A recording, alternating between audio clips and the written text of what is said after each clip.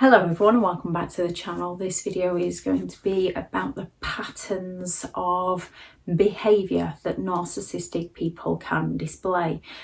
Whether they are a partner, a husband, a wife, a boyfriend, a girlfriend, a parent, a work colleague, a boss, a friend, narcissistic people tend to follow the same patterns of behaviour no matter who they are with or no matter who they are around.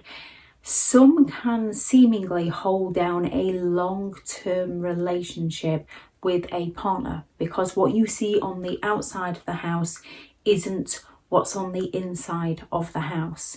So it's a very unhealthy relationship. Some narcissistic people can gain that friend that will just carry on throughout life with them, either because that friend feels sorry for them or that friend feels obligated in some way to support them, to enable them, or the narcissist might just have some dirt on that friend and that friend might fear exposure. That friend might have seen what the narcissist has done to other people and doesn't want it doing to themselves. So although narcissistic people will treat the majority of people like this, narcissistic people can also control their behaviour depending on who they are around, depending on the needs they want to get met, and depending on who they are trying to impress, depending on whether they're trying to escape being held accountable for something. It all varies from narcissist to narcissist, but they do tend to follow these same patterns of behaviour. And the first one is that idealisation. And they will do it with their children, with their friends, with their family, with their partners. They will idolise. They will lift somebody up so high so that the person they're lifting up doesn't realise that one day the narcissist is going to drop them so low. This is when the love bombing comes in, and the love bombing often depends on who the person, the narcissist, is trying to love bomb. So if you're interested in gifts, a narcissist will give you excessive gifts. If you're not interested in gifts, a narcissist will not be going all out to give you excessive gifts unless they're wanting to get one over on somebody else. So if your sibling is interested in gifts, they will give you the excessive gifts to annoy your sibling. If their ex was into gifts, they will give you, the new partner, excessive gifts to annoy the ex, even if it's not your thing. If they're trying to get one over on somebody else, a narcissist will do this. If it's not your thing and they're not trying to get one over on somebody else, they're not going to give you the excessive gifts. They might come on strong with the flattery, the false compliments. They might want to spend lots of time with you, yet if you have other things on and you don't want to spend lots of time with them, they will recognize this in the beginning, which is why it's so confusing. They will respect this. If you need a hero to come and rescue you, they're going to come along and be that hero and come and rescue you. If you're quite independent and enjoy doing things for yourself, they're going to come along and let you keep your independence, let you do things for yourself. It's later on that they'll start criticising and chipping away at you and the things that you do. It's later on that they'll stop being your hero and leave you to question and overthink yourself and not what they're doing to you. So a narcissist will mirror you. They will get to know who you are as a person so they can reflect back to you exactly what you want to see, exactly what you want to hear, a form of gaslighting. Once they've mirrored you, they will future fake with you. They will deliver you the dreams of your future, claiming they want these same things too, so that they can get what they want from you. And narcissistic parents will do this with their children. They will offer those false promises of next month, next week, next year, and then there's always some excuse when that time comes as to why it didn't happen. Or a narcissist will gaslight by saying, I never said that, if only you hadn't. Partners, friends, they're looking for that quick involvement. When a narcissist is in the idealisation stage, they will shower you with attention, affection and support. They will shower you with what you need or what you feel like you need. And then once they've got you where they want you, a narcissist will take all this away from you, and they will then start to devalue you. They'll start to criticize you, judge you, mock you, shame you, blame you, gaslight you, project out onto you what they are doing to you. They're going to start accusing you of doing to them, so that you start questioning yourself and not them. They're going to isolate you from support. They're going to intimidate you. They're going to triangulate you. They're going to play you off against friends and family to keep you isolated. They might just fall silent on you for a week before you're about to visit a friend or a relative, so it trains you into not visiting that friend or relative. There's often some form of financial abuse that comes in, whether they've moved into your home or whether they've convinced you to move into theirs. This is when they will usually bring in that financial abuse to stop you from doing the things that you enjoy, and all those things that they admired within you, that they enjoyed that you did, that they wanted to do with you. All of a sudden they don't like these things anymore. They don't like you going for a run. They don't like you going out with friends. They don't like the career you have. You should be staying at home, or they don't want you to stay at home. They want you to go out to work. Whatever you were doing is no longer enough for the narcissist, as they try to condition you into no longer feeling enough, so that they can further their control over you.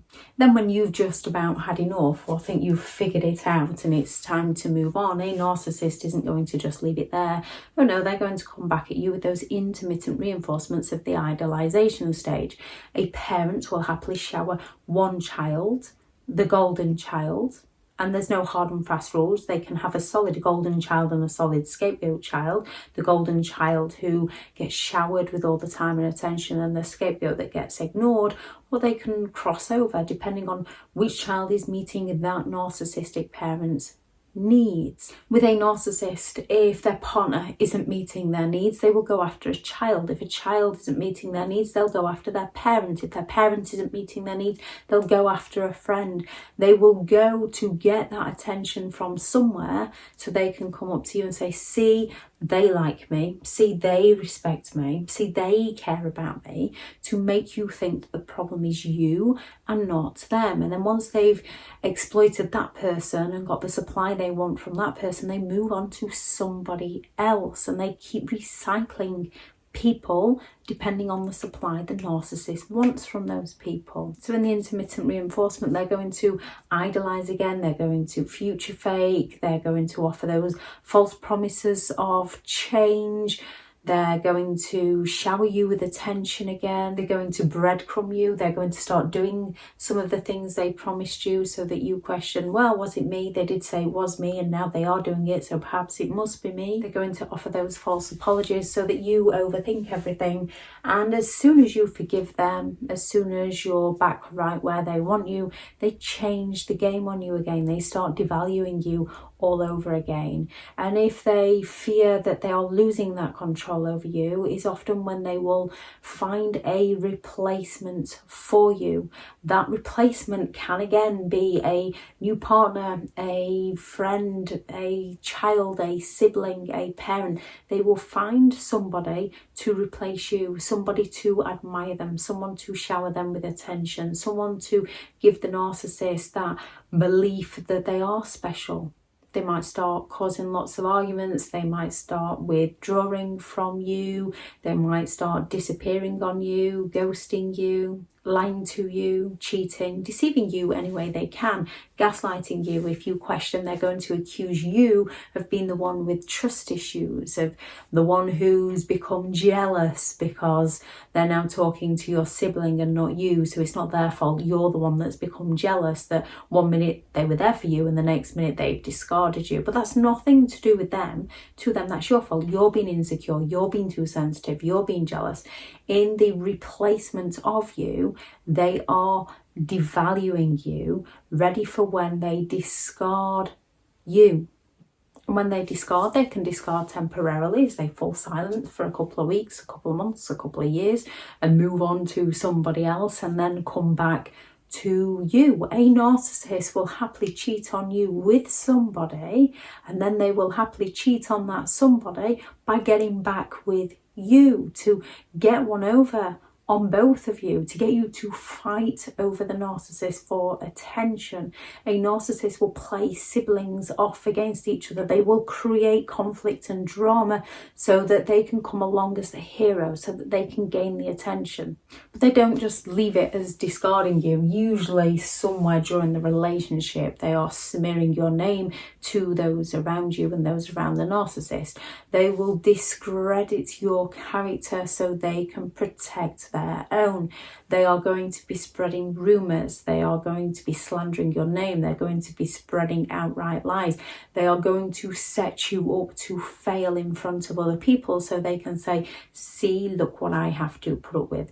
They're going to put you in a mood because they're in a mood right before a special occasion. And once they've got you in that mood, they're going to feel happy, and then they're going to play the victim with everybody at that special occasion about just how grumpy you are. So no one gets to know you for who you are, only who the narcissist tells them you are. So a narcissist will be smearing your name, and this can start in the idealisation. You know nothing about it. Those false accusations they threw at you, those false accusations they told you about others in their life, that their parents were never there for them, that their children don't respect them, that all their exes are crazy. They will be telling other people that exact same story about you, how you're the crazy one, how you're the addict, how you spend all the money, how you've got gambling addictions. And more often than not, one of the most confusing things is these are usually the narcissist problems, the narcissist projection. They're blaming you for their problems by claiming you're the one with their problems. So when you try to speak out, because the narcissist is got in there, first, it looks like you're the one that's trying to discredit the narcissist who is actually like this. However, new people don't recognise it because they're being love bombed, they're being swept off their feet, they're being fed a load of lies.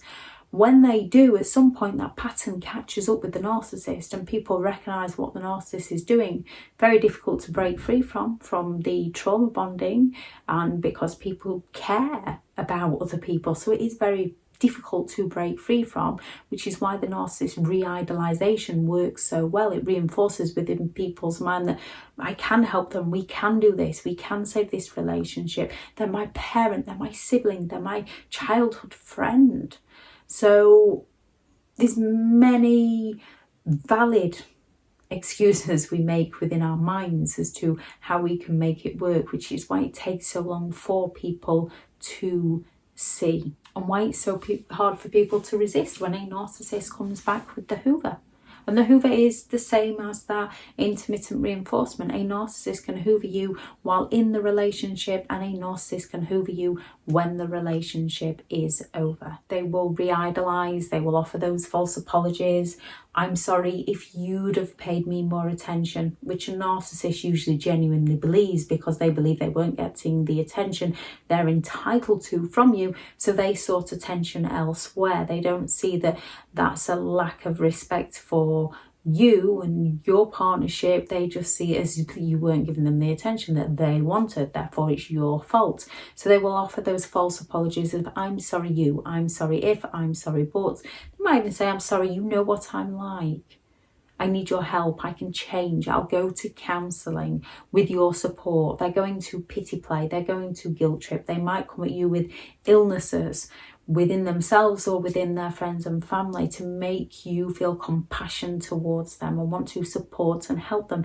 And this is when you have to step back and think, wow, would they be there for me? Only if they wanted something from me, not out of the goodness of their own heart. They're not being genuine. They're going to come at you again with those future fakes, with those false promises of change. They're going to do all they can to worm their way, wriggle their way back into your life, and the pattern will repeat over and over and over until either the narcissist fears exposure by you, in which case they will disappear on you, or there's just that one thing where you finally have enough and you walk, and as painful as it can be, you do not go back. And it can be as simple as just going for a stroll in the countryside with them and then walking 10 steps ahead of you, and you're just thinking, wow, they've asked me to come for a stroll and they can't even walk along with me, they have to be in front of me. And that can be it. That can just spiral you into making a choice to break free, and then we put the puzzle together backwards. We then put the pieces together and join the dots, connect everything up, and see after what has actually happened to us. And then we can recognize the patterns of behavior to avoid getting into that kind of relationship again in the future. Some narcissists will miss steps, some narcissists will add steps in. It all depends on the narcissist that you are dealing with. Some can seemingly to the outside world hold down a relationship, however that relationship isn't what it seems. It's when people often say to people, why would you go back? They can't be abusive, they seem so nice. Well, the narcissist has got those people as well, because those people believe the narcissist to be so nice. Therefore, the narcissist has got one over on those just as much as they have you. So don't take what other people say to you personally. Other people's opinion of you is not for you. Know your intentions so well that other people can't twist them to their advantage. If you are looking for more information and understanding and help overcoming narcissistic and emotional abuse, I do have several online guides available, and those teachable links are in the video description. If you're looking for someone to speak to, I have partnered with BetterHelp, and their sponsored link is also in the video description. I shall add the playlist on the different stages of a relationship with a narcissist into the description of the video. Go out there and do one thing today that you've really wanted to do, or make plans to do something. Make a start on doing something you've always wanted to do. So if you've always wanted to paint a picture, go and buy those paintbrushes. If you've always wanted to go rollerblading, go and book rollerblading. Whatever it is, something you've always wanted to do, or something you always enjoyed doing that the narcissist wouldn't let you do. Make plans today to go and do that. If not today, tomorrow, and make the time to do it. Go out there and create the day that you deserve, because you do deserve to have an amazing day. Bye.